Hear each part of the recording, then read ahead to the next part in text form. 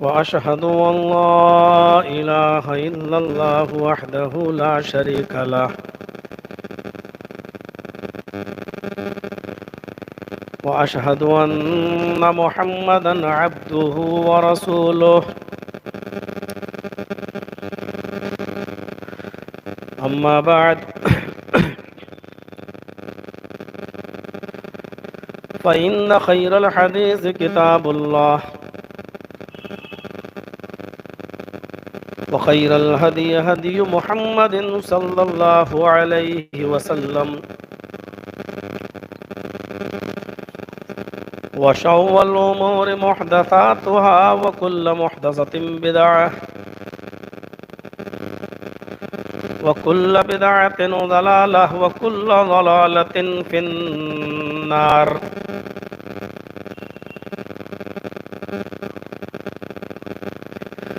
أعوذ بالله من الشيطان الرجيم. بسم الله الرحمن الرحيم. ولنبلونكم بشيء من الخوف والجوع ونقص من الأموال والأنفس والثمرات وبشر الصابرين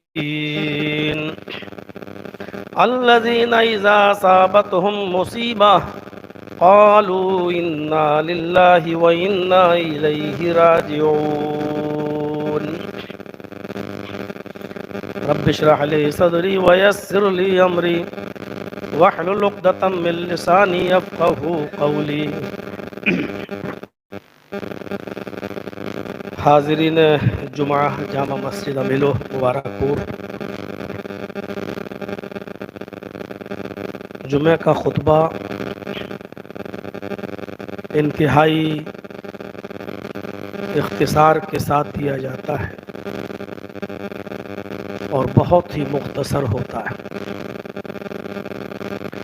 और नबी अकरम सल्लल्लाहु अलैहि वसल्लम की हदीस भी यही है कि आपने जुमे के खुतबे को मुख्तसर देने का हुक्म दिया है, बल्कि जुमे का इख्तिसार और जुमे का मुख्तसर देना खतीब के अक्लमंद होने की अलामत और निशानी भी बताई है। अल्लाह तबारक व तआला से दुआ है कि इस मुख्तसर से खुतबे में हमको कुछ ऐसी बातें जिसकी समाज को, सोसाइटी को और मुआशरे को ज़रूरत है, पेश करने की तौफीक अता फरमाए और हम सबको उस पर अमल की भी तौफीक अता फरमाए। कुरान करीम की जो आयत मैंने आपके सामने तिलावत की है, उस आयत के अंदर अल्लाह तबारक व तआला ने ये फरमाया है कि मोमिनों, हम तुम्हें मुख्तलिफ किस्म से आजमाएंगे, हम तुम्हारा इम्तहान लेंगे। और इम्तहान लेने की कई शक्लें हो सकती हैं। वलनबलुवन्नकुम बिशैइन मिनल खौफ, हम खौफ डालकर भी तुम्हें आजमाएंगे। खौफ व दहशत का माहौल पैदा कर देना, चारों तरफ से डर हमें जब सताने लगता है, इस तरफ इशारा किया गया है कि हम तुम्हारे ऊपर खौफ का माहौल तारी करके भी हम तुम्हें आजमाएंगे। वलजू, और ऐसे हालात हम पैदा कर देंगे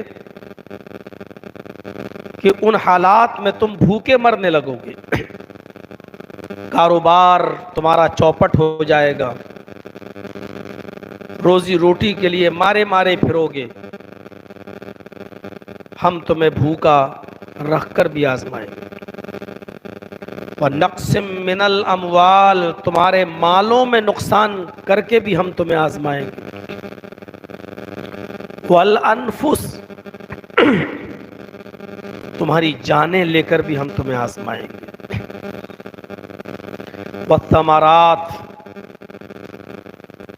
तुम्हारे फल, तुम्हारी खेतियां, तुम्हारे अनाज, तुम्हारे गल्ले या जिसकी तुम काश्तकारी करते हो उसको तबाह करके भी हम तुम्हें आजमाएंगे।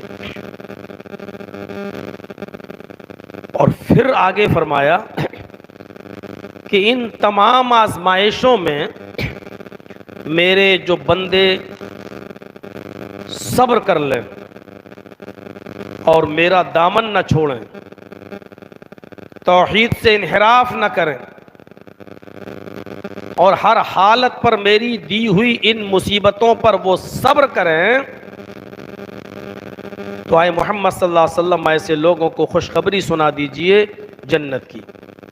वबश्शिरिस साबिरीन, सब्र करने वालों को बशारत दे दीजिए।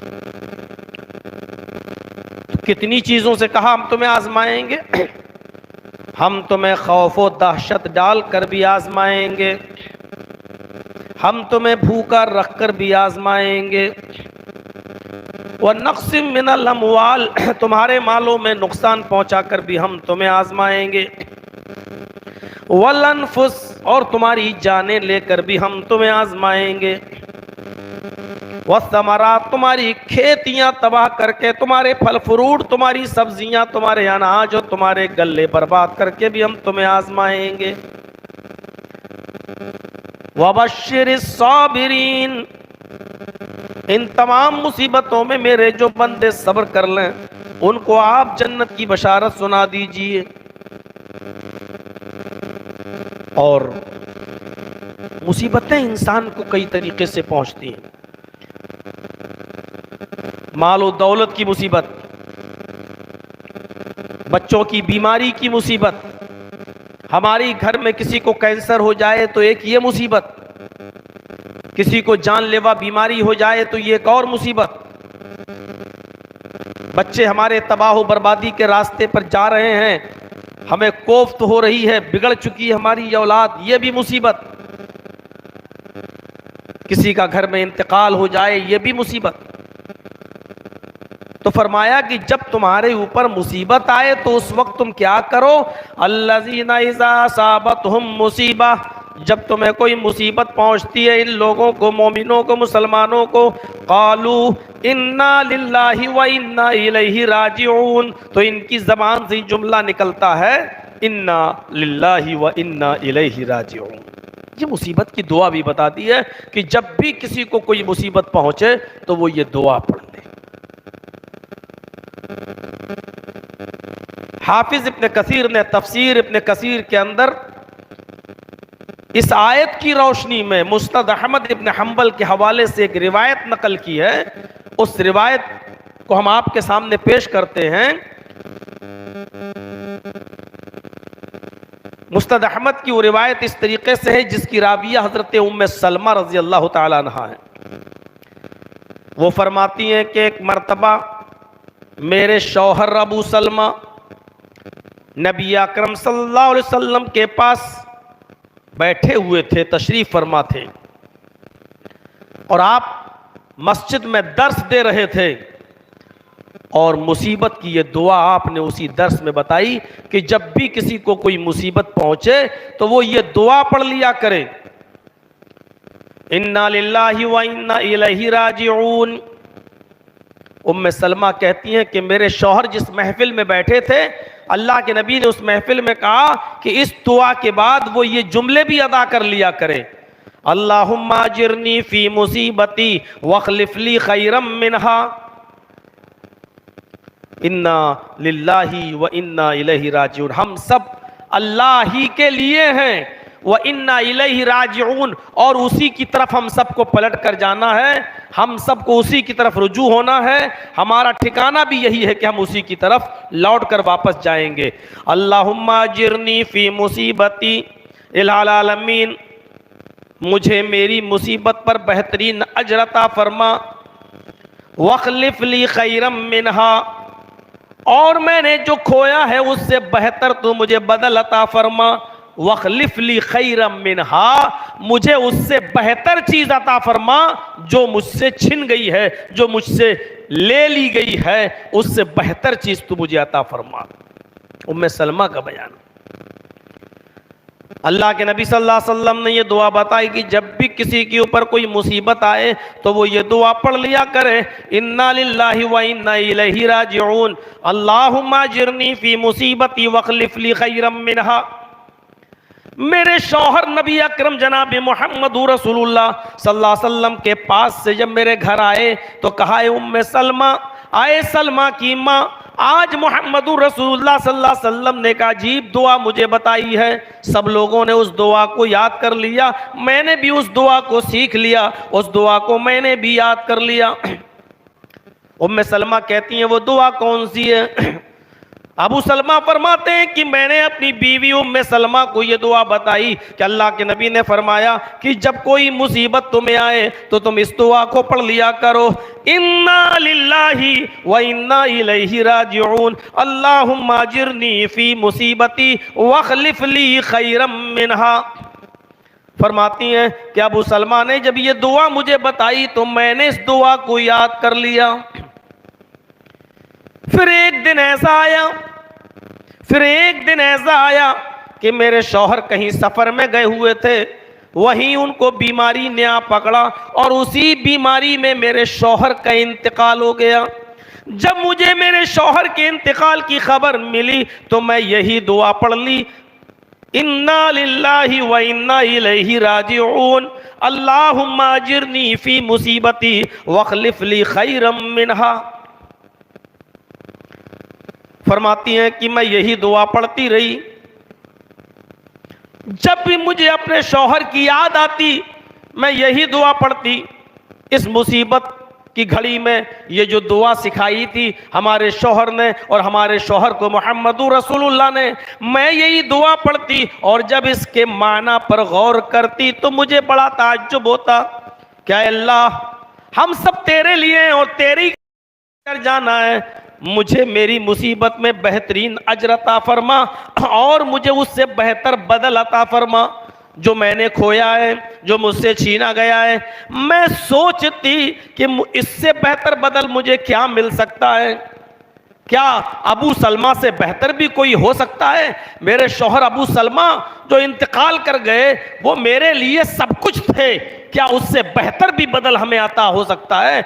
मैं दुआ पढ़ लेती थी लेकिन मैं सोचती थी कि उससे बेहतर बदल क्या हो सकता है। ऐसा हो ही नहीं सकता कि मुझे मेरे शौहर अबू सलमा से बेहतर बदल मिल जाए। कहती हैं कि मेरी इद्दत के अय्याम पूरे हुए। यहां जब मेरी इद्दत के अय्याम पूरे हो गए, मेरी इद्दत गुजर गई, तो उसके कुछ दिनों के बाद नबी अकरम जनाब मोहम्मद रसूलुल्लाह मेरे घर तशरीफ लाए। दरवाजे को दस्तक दी। उस वक्त मैं एक चमड़े को दबागत दे रही थी, एक चमड़े को मैं रंग रही थी, मैं चमड़े को दबागत दे रही थी। दरवाजे पर मैंने दस्तक सुनी तो मैंने अपने हाथ धोए और दौड़ती हुई दरवाजे की तरफ गई। मैंने दरवाजा खोला तो सामने जनाब मोहम्मद रसूलुल्लाह सल्लल्लाहु अलैहि वसल्लम खड़े हैं। आपने सलाम किया और अंदर आने की इजाजत तलब की। मैंने सलाम का जवाब दिया और उनको अंदर आने की इजाजत दी। मेरे पास खजूरों की छाल का भरा हुआ एक तकिया रखा था। मैंने वो तकिया जनाब मोहम्मद रसूलुल्लाह सल्लल्लाहु अलैहि वसल्लम को दे दिया। आप उसी तकिए पर टेक लगाकर बैठ गए और उसके बाद आपने फरमाया, आए उम्मे सलमा, तुम्हारे शौहर का इंतकाल हो चुका है, तुमने इद्दत भी मुकम्मल कर ली है। मैं चाहता हूं कि मैं तुम्हारा सहारा बन जाऊं और मैं तुम्हें निकाह का पैगाम देता हूं। आए उम्मे सलमा, मैं तुम्हारे साथ निकाह करना चाहता हूं, मैं निकाह का पैगाम तुम्हें देने आया हूं। उम्मे सलमा का जवाब था, अय अल्लाह के नबी सल्लल्लाहु अलैहि वसल्लम, ऐसा कैसे हो सकता है कि आप मुझे पैगाम निकाह दें और मैं उसको रिजेक्ट कर दूं, मैं उसको ठुकरा दूं? ऐसा तो मुमकिन नहीं है। लेकिन मेरे अंदर दो तीन चीजें ऐसी हैं जो शायद आपको पसंद ना हो, इसलिए उसको मैं क्लियर कर लेना चाहती हूं, मैं साफ साफ कह देना चाहती हूं। आपने फरमाया, उम्मे सलमा बताओ क्या कहना चाहती हो? वो 3 परेशानियां या 2-3 परेशानियां तुम्हारे साथ क्या हैं? उम्मे सलमा कहती हैं, अय अल्लाह के नबी सल्लल्लाहु अलैहि वसल्लम, मेरे साथ सबसे पहली परेशानी यह है कि मैं बहुत गैरतमंद खातून हूं। मैं बहुत गैरतमंद खातून हूं, शौकनों को बर्दाश्त नहीं कर सकती। आपकी और बीवियां आपके साथ रहती हैं, अगर कभी अनबन हो गई और मेरे मुंह से कुछ निकल गया तो आपको भी तकलीफ होगी और आपकी बीवियों को भी तकलीफ होगी। इसलिए इस सिलसिले में मैं आपको पहले बता देना चाहती हूं कि मैं बहुत गैरतमंद खातून हूं और शौकनों को मैं बर्दाश्त नहीं कर सकती हूं, और बर्दाश्त कर भी लूं तो कभी कभी नोक-झोंक हो गई तो मेरे मुंह से कुछ उल्टा सीधा निकल भी सकता है। आपने फरमाया, उम्मे सलमा ठीक है, दूसरी कोई प्रॉब्लम हो तो बताओ। तो उम्मे सलमा कहती है, मुझे दूसरी प्रॉब्लम यह है कि अल्लाह के नबी, मैं शादी की उम्र को क्रॉस कर चुकी हूँ। शादी जिस मकसद से की जाती है, अब मेरे अंदर उस मकसद को पूरा करने का अब जज्बा नहीं रहा है। मैं शादी की उम्र को क्रॉस कर चुकी हूँ, अब बच्चों की पैदाइश और बच्चे पैदा करने की अब मेरी उम्र नहीं रही है। आपने फरमाया, उम्मे सलमा और कोई प्रॉब्लम हो तो बताओ, और कोई वजह हो तो बताओ। फरमाया, हाँ एक वजह और है। आय अल्लाह के नबी सल्लल्लाहु अलैहि वसल्लम, अबू सलमा बच्चे छोड़ गए हैं, उनका इंतकाल हो गया है। अब इन बच्चों की किफालत मेरे जिम्मे है, इन बच्चों की परवरिश मेरे जिम्मे है। मैं इन बच्चों को छोड़ नहीं सकती, इन बच्चों की किफालत की जिम्मेदार मैं हूं। लिहाजा ये बच्चे मैं किसी और के हवाले नहीं कर सकती हूँ, ये बच्चे मेरे ही साथ रहेंगे। अब इन तीनों का जवाब मोहम्मदुर रसूलुल्लाह सल्लल्लाहु अलैहि वसल्लम ने कुछ यूं दिया कि आए उम्मे सलमा, तुम्हारी पहली प्रॉब्लम यह है कि तुम शौकरों को बर्दाश्त नहीं कर सकती हो, तुम बहुत गैरतमंद खातून हो। मैं अल्लाह से दुआ करूंगा, अल्लाह तुम्हारी इस गैरत को खत्म कर देगा और तुम्हें शौकनों के साथ मेरे साथ रहने में कोई अड़चन नहीं आएगी, परेशानी नहीं आएगी। इंशाअल्लाह मैं अल्लाह से दुआ करूंगा, अल्लाह रब्बुल आलमीन वो तुम्हारी इस गैरत को खत्म कर देगा। रही दूसरी बात, तुम कहती हो कि मैं शादी की उम्र को क्रॉस कर चुकी हूं, तो कोई बात नहीं, जिस उम्र में आप हो उसी उम्र में मैं भी हूं। आए उम्मे सलमा, शादी के बाद बच्चों की पैदाइश मेरा मकसद नहीं है, एक बेवा का सहारा बनना और दुनिया वालों को यह बताना कि मोहम्मदुर रसूलुल्लाह शौहरों के मरने के बाद बेवा औरतों के लिए भी सहारा बनने के लिए आया है, उनको बेयारो मददगार छोड़ने के लिए पैदा नहीं हुआ है। इसलिए मेरा मकसद यह है, इसलिए शादी की जिस उम्र में क्रॉस कर चुकी हो उसी उम्र को मैं भी क्रॉस कर चुका हूं, यानी जिस उम्र में आप हो उसी उम्र में मैं भी हूं, यह भी कोई मसला नहीं है। तीसरा मसला बच्चों का है तो तुम मुझसे निकाह कर लो, तुम्हारे बच्चे मेरे बच्चे होंगे और इन बच्चों की किफालत मैं करूंगा, इन बच्चों की परवरिश मैं करूंगा। फरमाती है उम्मे सलमा, उसके बाद मेरा निकाह जनाब मोहम्मदुर रसूलुल्लाह सल्लल्लाहु अलैहि वसल्लम से हो जाता है। जब मेरा निकाह नबी अकरम से हुआ तो फिर मैंने इस दुआ के लफ्ज पर गौर किया, इनके अल्फाज पर गौर किया कि इन्ना लिल्लाहि व इन्ना इलैहि राजिऊन, आए भी अल्लाह ही की तरफ से, जाना भी अल्लाह ही की तरफ है। और अल्लाह ने मुझे मेरी मुसीबत पे बेहतरीन अजर दिया, और जो दुआ मैंने याद की थी उस दुआ का असर ये निकला कि मुझे अल्लाह रब के नबी सल्लल्लाहु अलैहि वसल्लम मिल गए, यानी मुझे मेरे शौहर से बेहतर शौहर मिल गया। अल्लाहुम्मा अजिरनी फी मुसीबती वखलिफ ली खैरम मिनहा, मुझे उससे बेहतर अता फरमा जो मुझसे छीना गया है, जो मुझसे लिया गया है। तो अबू सलमा से बेहतर शौहर मुझे मिल गए। तो कहती हैं कि दुआ का असर होता है। एक तरफ अल्लाह तबारक व तआला ने आजमाइशें गिनाई, खौफ और दहशत डालकर भी हम तुम्हें आजमाएंगे, भूखा मार कर भी आजमाएंगे, तुम्हारे मालों में नुकसान करके भी हम तुम्हें आजमाएंगे, तुम्हारी जानें लेकर भी हम तुम्हें आजमाएंगे, और दूसरी तरफ कहा तुम्हारी खेतियां बाड़ियां बर्बाद करके भी हम तुम्हें आजमाएंगे। और कहा कि इन तमाम मुसीबतों में जो सब्र कर ले उनको जन्नत की बशारत दे दो। और जब मुसीबत पहुंचती है मोमिन को तो उसकी जबान से जुमला निकलता है, इन्ना लिल्लाहि व इन्ना इलैहि राजिऊन। तो मेरे प्यारे साथियों, हर इंसान पर अलग अलग मुसीबत होती है। उन तमाम मुसीबतों में मौत सबसे बड़ी मुसीबत होती है। अगर मेरी मौत है तो मेरे घर वालों के लिए मुसीबत, हमारे बीवी बच्चों की मौत है तो वो हमारे और हमारे अहले खाना के लिए मुसीबत। इस मुसीबत से कोई भी मेरे भाइयों बचा नहीं। खुद अल्लाह के नबी जनाब मोहम्मद रसूलुल्लाह सल्लल्लाहु अलैहि वसल्लम का हाल ये था कि आप अपने 18 महीने के बच्चे को गोद में लिए हैं, इब्राहिम नाम है, और उसके बाद आपके हाथों में वो बच्चा दम तोड़ता है। दम तोड़ने के बाद आपने अपनी इस मुसीबत का और गम का इजहार कुछ यूं किया, इन्नल ऐना तदमउ वल क़ल्ब यहज़ुनु वला नक़ूलु इल्ला मा युर्ज़ी रब्बना। कुछ इस अंदाज से अल्लाह के नबी इजहार कर रहे हैं कि आए मेरे बेटे, तेरी जुदाई से मेरी आंखें अश्क बहा रही हैं। इन्नल ऐना तदमउ, आंखें अश्क बार हैं, वल क़ल्ब यहज़ुनु, और दिल गमगीन है, दिल मायूस है, दिल परेशान है। वला नक़ूलु इल्ला मा युर्ज़ी रब्बना, लेकिन हम अपनी ज़बान से कोई ऐसे जुमले अदा नहीं करेंगे जो हमारे रब को नाराज कर दे, जो हमारे परवरदिगार को नाराज कर दे, जो हमारे अल्लाह को नाराज कर दे। हम वही जुमले बोलेंगे जिससे हमारा परवरदिगार खुश हो और हमारा रब राजी हो, हम वही जुमले बोलेंगे। व इन्ना बेफिराक़िका या इब्राहीम लमहज़ूनून, लेकिन आए इब्राहिम, तेरी जुदाई से हमें गम जरूर पहुंचा है, तेरी जुदाई से हमें मुसीबत ज़रूर पहुंची है, परेशानी ज़रूर पहुंची है। तो मेरे प्यारे साथियों, इस परेशानी से अल्लाह के रसूल सल्लल्लाहु अलैहि वसल्लम भी नहीं बच सके।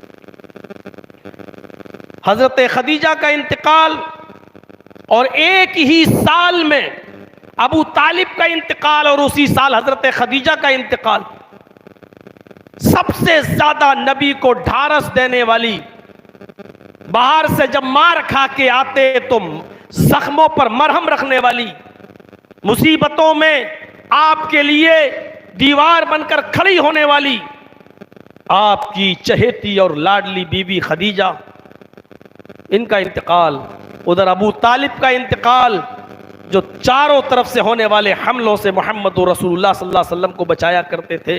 गौर कीजिए कितनी बड़ी मुसीबत, लेकिन इन तमाम मुसीबतों में अल्लाह के नबी यही दुआ पढ़ते थे। मुसीबत कोई भी हो, दुआ यही पढ़ी जाएगी, इन्ना लिल्लाहि व इन्ना इलैहि राजिऊन। ये अलग बात है कि इन तमाम मुसीबतों में सबसे बड़ी मुसीबत मौत है, चाहे वो वालिदैन की मौत हो, चाहे वो औलाद की मौत हो, चाहे वो बीवी की मौत हो, चाहे वो शौहर की मौत हो, चाहे वो आपके रिश्तेदार की मौत हो। मेरे भाइयों, ये सबसे बड़ी एक मुसीबत है, लेकिन इस मुसीबत की दुआ भी यही है, इन्ना लिल्लाहि व इन्ना इलैहि राजिऊन, अल्लाहुम्मा अजिरनी फी मुसीबती वखलिफ ली खैरम मिनहा। और ये क्लियर है, सब जानते हैं, हमें और आपको सबको पता है कि इस दुनिया में हम और आप जो आए हैं तो एक दिन इस दुनिया से जाना भी है। ये मेरे भाइयों दायमी जिंदगी नहीं है। पूरा कुरान पढ़ जाइए और हदीसों का मुताला कर जाइए, आखिरत से कितना लोगों को रोशनास कराया गया।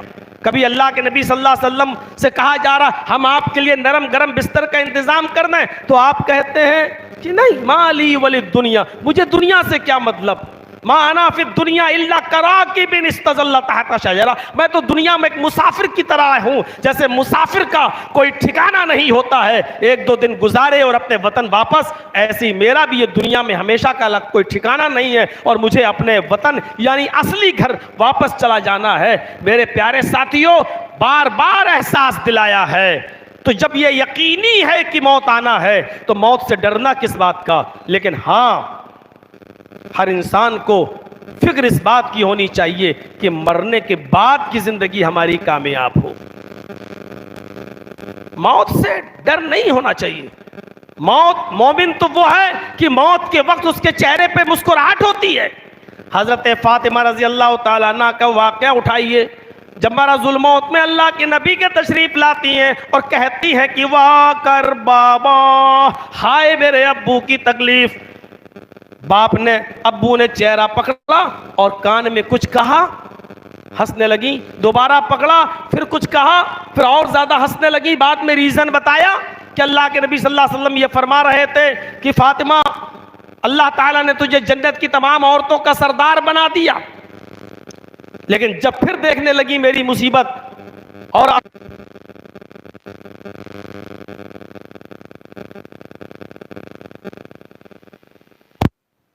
कान पे जो जुमले कहे वो जुमले हमें और आपको सबको मालूम है, और इसी मिंबर पर खड़े होकर हमने और आपने 20 मौलवियों से ये बातें सुनी होंगी कि अल्लाह के नबी सल्लल्लाहु अलैहि वसल्लम ने फरमाया, आए फातिमा तुम्हें फिक्र करने की जरूरत नहीं, मेरे अहले बैत में, मेरे खानदान में, मेरे घर वालों में सबसे पहले तुम मुझसे आकर मिलोगी।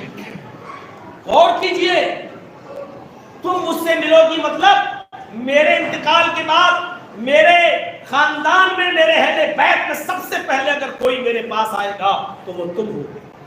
यानी मौत की खबर दे रहे हैं आप, इंतकाल के बारे में बतला रहे हैं कि वो तुम होगी। तो इंतकाल को करीब देखकर या सुनकर हजरत फातिमा का चेहरा पसमुर्दा हो जाना चाहिए था, लेकिन नहीं। हजरत फातिमा ने जब ये सुना कि मेरे अहले बैत में, मेरे खानदान में सबसे पहले तुम मुझसे मिलोगी, ये खबर सुनते ही हजरत फातिमा का चेहरा चहक उठा, चमक उठा, मुस्कुराने लगी। बाद में नबी अकरम के इंतकाल के बाद जब हजरत आयशा ने अपने हक का वास्ता देकर पूछा, तब हजरत फातिमा ने बताया कि हाँ, अल्लाह के रसूल की जिंदगी में तो मैं ये राज फाश नहीं कर सकती थी, लेकिन अब नबी अकरम ही नहीं रहे तो अब मैं वो राज फाश कर सकती हूँ, बता सकती हूँ। आपने पहली मर्तबा मेरा कान पकड़ा तो कहा था कि फातिमा, अल्लाह ने तुझे जन्नत की तमाम औरतों का सरदार बना दिया, तो मैं मुस्कुराई। उसके बाद दोबारा आपने फरमाया, आए फातिमा तुम फिक्र क्यों करती हो, मेरे अहले बैत और मेरे खानदान में तुम सबसे पहले मुझसे आकर मिलोगी। जब ये खबर मैंने सुनी और ये सुना कि मैं अपने बाप से सबसे पहले मिलूंगी तो मेरे चेहरे पे मुस्कुराहट आ गई। मोमिन मौत को करीब देखता है तो उसके चेहरे पर मुस्कुराहट आती। आज हर इंसान अपने गरीबानों में झांक कर देखे, मौत को अपने करीब देखकर क्या उसके चेहरे पे मुस्कुराहट आती है? अपने औलाद को पकड़ता है और जो बेटा सबसे ज्यादा हमदर्द होता है उससे कहता, बेटे मुझे किसी बड़े हॉस्पिटल में लेके चलो, मुझे किसी अच्छी जगह दिखाओ, बेटा मुझे कोई बड़े हॉस्पिटल में लेकर चलो। मैं नहीं कहता हूं कि ये सब चीजें गलत है, नहीं, ठीक है, जायज है, लेकिन मौत के वक्त उसके चेहरे की हालत ये बताती है कि वो उसका ईमान कैसा है और ईमान की क्या कैफियत है। मेरे भाइयों, एक तरफ हजरत फातिमा रजी अल्लाह ताला अन्हा का चेहरा देखिए किस तरीके से मुस्कुरा रहा है। आप इसी मर्जुल मौत में मुब्तला थे, अभी किसी को मालूम नहीं है। गौर कीजिए, सारी बीवियां नबी अकरम सल्लल्लाहु अलैहि वसल्लम के पास बैठी हुई हैं और हर बीवी को यह फिक्र हुई कि अल्लाह के नबी सल्लल्लाहु अलैहि वसल्लम के तो जाने का वक्त हो गया, इस बीमारी में अब कोई बचता नहीं, शायद अल्लाह के नबी भी अब अल्लाह को प्यारे होने वाले हैं। अब हर बीवी को ये चिंता हुई, फिक्र हुई कि सबसे पहले अपने शौहर मोहम्मद रसूलुल्लाह के पास कौन जाएगा, यानी हम बीवियों में से सबसे पहले कौन सी बीवी अल्लाह के रसूल से मिलेगी, किसका इंतकाल सबसे पहले होगा। तो सारी बीवियों ने सवाल ही कर लिया, अय अल्लाह के नबी सल्लल्लाहु अलैहि वसल्लम, इतना बता सकते हैं आप तो अल्लाह के नबी हैं, अल्लाह के पैगंबर हैं, आपके इस दुनिया से रुखसत होने के बाद आपसे सबसे पहले कौन सी बीवी मुलाकात करेगी, कौन है जो सबसे पहले आपके पास आएगी? आपकी बीवियों में से क्या उसका नाम है जिसकी कई बीवियां हो? मेरे भाइयों, वो डायरेक्ट नाम कैसे ले सकता है?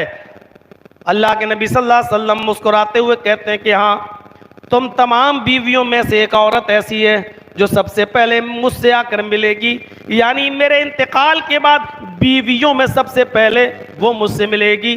बुखारी शरीफ की रिवायत, अल्लाह के नबी सल्लल्लाहु अलैहि वसल्लम ने फरमाया, अतवलुकुन्ना यदन, तुम औरतों में जिसके हाथ सबसे ज्यादा लंबे होंगे वो औरत, वो बीवी मुझसे सबसे पहले मिलेगी।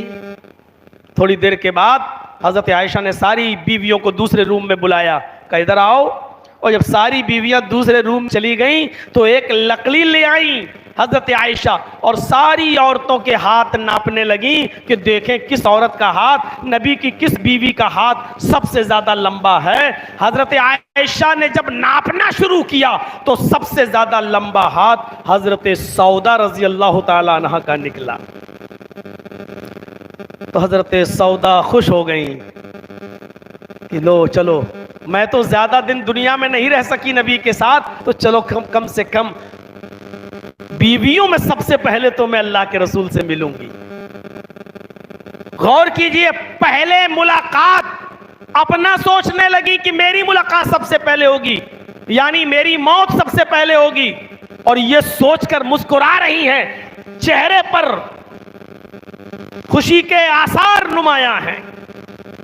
आप अंदाजा लगा सकते हैं, मौत को करीब देखकर खुशी के आसार, ये मोमिन की अलामत है, ये मोमिन की अलामत है।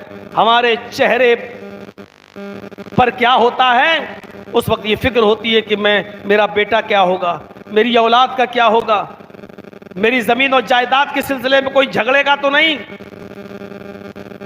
कितनी फिक्रें हमें लाहिक होती हैं। इसीलिए उमर इब्न अब्दुल अजीज रहमतुल्लाह अलैह का जब इंतकाल का वक्त करीब आया, बिल्कुल मरजुल मौत में मुब्तला थे, आखिरी वक्त था, तो किसी ने उनसे कहा, आए पूरे खित्ते के मालिक, अरब के इतने बड़े इलाके पर हुकूमत करने वाली शख्सियत, आपने अपनी औलाद के लिए कुछ नहीं छोड़ा। क्या छोड़ा है? कुछ नहीं।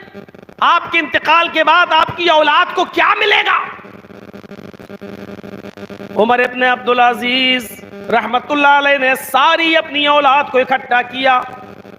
14 बच्चे थे, 14, एक भी बेटी नहीं, सब बेटे, और 14 के 14 बच्चे नाबालिग, 14 के 14 बच्चे नाबालिग, एक भी बालिग नहीं।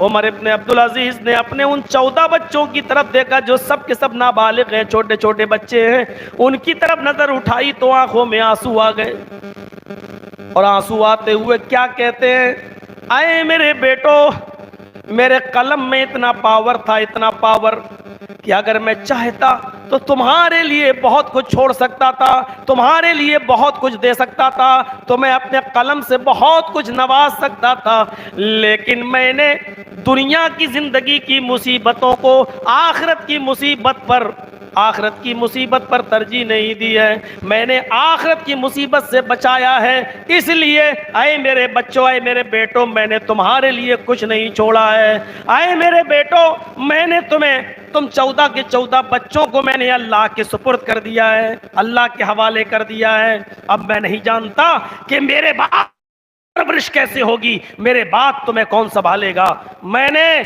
तुम्हें अल्लाह के सुपुर्द कर दिया है। और जब उमर इब्न अब्दुल अजीज का इंतकाल हुआ, पढ़िए तारीख खतीब बगदादी, जब उमर इब्न अब्दुल अजीज का इंतकाल हुआ और उनको दफन कर दिया गया, उनके इंतकाल के 1-1.5-2 महीने के बाद जब उनका तरका तकसीम किया गया, उनकी वरासत तकसीम की गई, तो आप जानते हो उन 14 बच्चों में जब आपकी वरासत तकसीम हुई तो हर एक बच्चे को 18 दिरहम मिलता है, बस 18 दिरहम। मौलाना अब्दुल रऊफ साहब रहमानी झंडा नगरी रहमतुल्लाह अलैह ने लिखा है कि उस जमाने का 1 दिरहम आज के 4 आने के बराबर था, 54 के बराबर। 1 दिरहम 4 आने का, यानी 4 दिरहम का 1 रुपया। अब जोड़िए 18 दिरहम एक बच्चे के हिस्से में आया तो 4 चौक 16 दिरहम का 4 रुपया, अब बचा 2 दिरहम उसका 50 पैसा, यानी एक बच्चे के हिस्से में 4.5 रुपया आया। 4.5 रुपया आज के मौजूदा जमाने के हिसाब से एक बच्चे के हिस्से में 4.5 रुपया आ रहा है। 14 बच्चों के हिस्से में जोड़िए आप 18 दिरहम, एक बच्चे के हिस्से में 4.5 रुपया। ये उमर इब्न अब्दुल अजीज का हाल था जिसने पूरे अंदलुस पर हुकूमत करके दिखाई है और जिसने अल्लाह से डरने के मामले में एक रिकॉर्ड कायम किया है। जरा हम अपनी जमीनों जायदादों पर गौर करें, बल्कि वो भी कम है। दिल चाहता है कि हमारा भाई मर गया है तो हम अपने भाई के बेटे यानी अपने यतीम भतीजों का भी माल हड़प कर लें, यतीम पोतों का भी माल हड़प कर लें। फला लड़की की तो शादी हो गई, वो अपने घर चली गई, हम उसकी भी जमीन और जायदाद पर कब्जा कर लें। हमारे हालात कुछ इस तरीके के बन चुके हैं, ऐसा लगता है जैसे हमें मौत आनी ही नहीं है। मेरे भाइयों, हजरत सौदा से ज्यादा लंबा निकला तो सौदा खुश है और सारी बीवियां मुबारकबाद दे, तुम सबसे पहले अल्लाह के रसूल से मिलोगी। लेकिन नबी अकरम के इंतकाल के बाद जब किसी बीवी का इंतकाल होता है, जो बीवी आपकी सबसे पहले इंतकाल करती है वो सौदा नहीं थी बल्कि ज़ैनब बिन्त जहश थी। हाथ तो सबसे ज्यादा लंबा था सौदा का, लेकिन इंतकाल हुआ आपकी बीवियों में सबसे पहले हजरत ज़ैनब बिन्त जहश का। सारी औरतें एक दूसरे का चेहरा देखने लगी हैं, ये क्या हुआ, मैं तो सोच रही थी सौदा का इंतकाल होगा। तब हजरत आयशा फरमाती हैं कि अब मेरी समझ में आया, अतवलो कुन्ना यदन, अल्लाह के नबी ने नाम क्यों नहीं लिया, सिर्फ ये क्यों कहा था जिसके हाथ सबसे ज्यादा लंबे होंगे। अल्लाह के नबी के लंबा हाथ कहने का मकसद ये था कि जो सबसे ज्यादा सदका और खैरात करने वाली होगी, जो सबसे ज्यादा अल्लाह की राह में देने वाली होगी, जो सबसे ज्यादा अल्लाह की राह में माल खर्च करने वाली होगी, और उसमें ज़ैनब बिन्त जहश का कोई मुकाबला नहीं है। वो कल के लिए कुछ नहीं छोड़ती, आज जो कुछ भी है जरूरत के तहत इस्तेमाल किया और बाकी सब सदका और खैरात कर दिया। कल कहां से आएगा अल्लाह मालिक। इस मामले में हजरत ज़ैनब सबसे आगे थी। तो मेरे प्यारे साथियों, हमें गौर करना चाहिए कि मौत बेहतर इंसान वो है जिसकी मौत जिसको कामयाब कर दे और मरने के बाद भी जिसकी जिंदगी कामयाब हो। मौत से तो बचना ही नहीं है। आपने कल भी किसी को दफनाया होगा, परसों भी किसी को दफनाया होगा, हफ्ता 10 दिन 15 दिन 1 महीना पहले ही किसी को दफनाया होगा। जरा कब्रस्तान की तरफ नजर दौड़ा कर देखो मेरे भाइयों, वहां के अंधेरे की तरफ जरा नजर दौड़ा कर देखो। आओ एक वाक़े की तरफ और लेकर अपनी बात को खत्म करते हैं। हजरत खंसा को आपने बहुत अच्छी तरीके से सुना होगा। हजरत खंसा के ऊपर 2 जमाने गुजरे हैं, एक हालत कुफ्र का और एक हालत ईमान का। वो सन 8 हिजरी से पहले हालत कुफ्र में उसने अपनी जिंदगी गुजारी और 8 हिजरी के बाद वो इस्लाम ले आई। वो खंसा जिसको अरब के अंदर अरसल अरब का खिताब मिला हुआ था, अरब की सबसे बड़ी मरसिया पढ़ने वाली और अरब की सबसे बड़ी शायरा, किसी के इंतकाल पर ऐसा मरसिया पढ़ती थी कि आंखों में आंसू आ जाएं। अरसल अरब का खिताब जिसको मिला हुआ था। हालत कुफरा गया, अपने माविया की जुदाई में वो रोती रही और अशार गुनगुनाती रही। उसका दूसरा भाई सखर अपने भाई का बदला लेने के लिए जल्दबाजी कर गया। लोग पहले ही से चौकन्ना थे कि अब सखर अपने भाई माविया का बदला लेगा, इसलिए मौका पाकर उन लोगों ने सखर को भी कत्ल कर दिया। सखर के कत्ल होने के बाद खंसा का तो वो बुरा हाल था कि वो पागल सी हो गई, मजनू सी हो गई, दीवानी सी हो गई, जुनून सा उसके ऊपर तारी हो गया। मेरे प्यारे साथियों, उसने ये शेर गुनगुनाना शुरू कर दिया और यही उड़ते बैठते चलते फिरते वो यही शेर पढ़ती रहती थी। युज़क्किरुनी तुलूउ शम्सी गुरूबे शम्सिन, ऐ सूरज तू क्यों निकलता है। युज़क्किरुनी तुलूउ शम्सी सखरा, सूरज का तुलू होना मुझे सखर की याद दिला देता है। युज़क्किरुनी तुलूउ शम्सी सखरा, सखर की याद दिला देता जब भी सूरज निकलता है। यानी आए सूरज तू क्यों निकलता है, जब भी तू निकलता है मुझे मेरे भाई सखर की याद आ जाती है। अज़कुरुहु लिकुल्लि गुरूब शम्सिन, हर गुरूब शम्स के वक्त, हर सूरज के गुरूब होने वक्त मैं सखर को याद करती हूँ। यानी कोई रात ऐसी नहीं जाती कि मैं सखर को भूल जाऊं। मतलब बिल्कुल साफ है, आए सूरज तू क्यों निकलता है, जब भी तू निकलता है तो सखर की याद दिला देता है। आए रात तू क्यों आती है, जब भी मैं बिस्तर पर सोने जाती हूं तो मुझे मेरे भाई सखर की याद आ जाती है।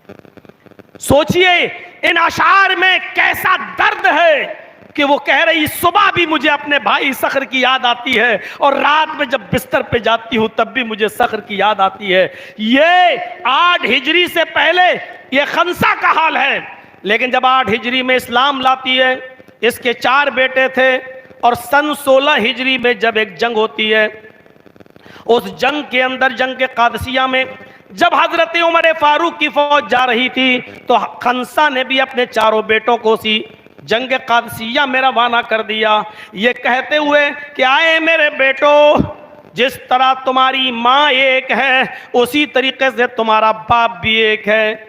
आए मेरे बेटो, कसम उस जात की जिसके कब्जे में मेरी जान है, तुम्हारी रगों में तुम्हारे बाप का खून दौड़ रहा है। तुम्हारी माँ ने तुम्हारे बाप की अमानत में खयानत नहीं की है, यानी मैंने आज तक किसी से कोई गलत ताल्लुक कायम नहीं किया है। आए मेरे बच्चों, मैदान जंग में कूद जाना, एक बेटा शहीद हो जाए तो दूसरा बेटा, दूसरा कत्ल हो जाए तो तीसरा बेटा, और तीसरा बेटा जब शहीद हो जाए तो चौथा बेटा। मैदान जिहाद में झंडे को बुलंद करना और मोहम्मद रसूलुल्लाह का परचम गिरने ना पाए, हजरत उमर फारूक को तुमसे कोई शिकायत ना होने पाए। अरे मेरे बेटो, मुझे खुशी होगी कि मैं मरते वक्त तुम्हारे पीठ पर नहीं बल्कि तुम्हारे सीने पर खंजर चुभा हुआ देखूं, तीर तुम्हारे सीने पर लगा हुआ देखूं। आज यहां नहीं तो कल जन्नत के दरवाजे पर तुमसे मेरी मुलाकात होगी। मेरे भाइयों, सारे के सारे लोग जंग के कादसिया से वापस आ रहे हैं। खंसा दरवाजे पर खड़ी होकर अपने बेटों का इंतजार कर रही है। लोगों ने पूछा, खंसा ने लोगों से पूछा, मेरे बेटों का क्या हुआ? जवाब मिला कि तेरे बेटे चारों के चारों मैदान जंग में शहीद कर दिए गए। उसकी जबान पर एक ही जुमला था, आए मेरे साथियों, सिर्फ इतना बताओ कि मेरे चारों बेटों ने मरते वक्त, शहादत के वक्त तीर जो खाया है वो सीने पर खाया है या पीठ पर खाया है? लोगों ने गवाही दी कि तेरे चारों बेटों ने तलवार का वार और तीरों के जख्मों को अपने सीनों पर खाया है, कोई भी वार उनके पीठ पर नहीं पड़ा है। आसमान पर नजरें उठाती है और वही खंसा जो अपने भाई सखर की मौत पर कहती थी, युज़क्किरुनी तुलू शम्सी सखरा वास्कुरुहु लिकुल्लि गुरूब शम्सिन, आज अपने चारों बेटों की शहादत की खबर सुनती है तो कहती है, अल्हम्दुलिल्लाहिल्लज़ी शर्रफनी बिक़त्लिहिम, तमाम तारीफें उस अल्लाह के लिए हैं जिसने मुझे मेरे बेटों की शहादत से, उनके कत्ल से सरफराज फरमाया, मुशर्रफ फरमाया। यानी अपने बेटों की शहादत पर मुस्कुराती है, अपने बेटों की शहादत पर खुश होती है। कल तक वो अपने भाइयों के इंतकाल पर गम के आंसू बहा रही थी, लेकिन आज हालत ईमान में है तो अपने चारों बेटों की शहादत की खबर सुनकर वो मुस्कुराती है। मोमिन मौत को करीब देखता है तो उसके चेहरे पर मुस्कुराहट होती है। मेरे भाइयों, मरने से जो आदमी खुश नहीं है और मरते वक्त उसके चेहरे पर खुशी के आसार नहीं है तो इसका मतलब यह है कि उसका ईमान कहीं ना कहीं कमजोर है। हमें अपने ईमान की इस्लाह करनी चाहिए और अपने ईमान की ज्यादती के लिए हमें और आपको इबादतें करना चाहिए। हसद, कीना, बुग़्ज़, इनाद और दुश्मनी को छोड़ना चाहिए और ऐसे अमाल करना चाहिए जो हमें मौत के वक्त हमारे चेहरे पर मुस्कुराहट लाएं और हमें मरते वक्त गम ना हो बल्कि अल्लाह से मुलाकात की खुशी हो, क्योंकि मरना तो सबको है, मौत वो अच्छी है जो मरते वक्त लिकाए रब का शौक लेकर जाए और हंसते हंसते हम इस दुनिया से जाएं। हम अल्लाह से दुआ करते हैं कि अल्लाह आलमीन हमारी खताओं को माफ़ फरमा दे, हमारे गुनाहों को